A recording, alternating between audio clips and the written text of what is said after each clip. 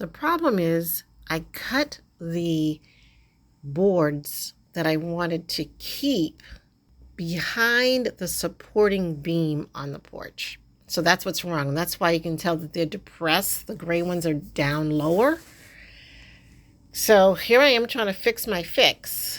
And that's what this video is about. I figured out I'll go underneath the porch and get these brackets and support the beams, the boards that are hanging down using a 90-degree bracket, and I can attach it to the supporting beam. That's what this video is about.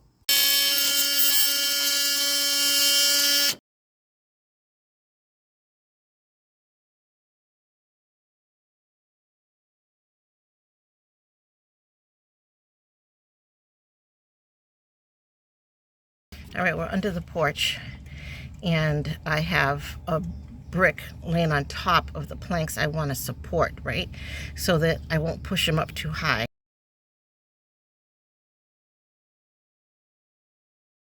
I'm going to flip the camera around. So now, I should get my finger in there. It won't go up above where I want it to, and I'm going to put the brackets on.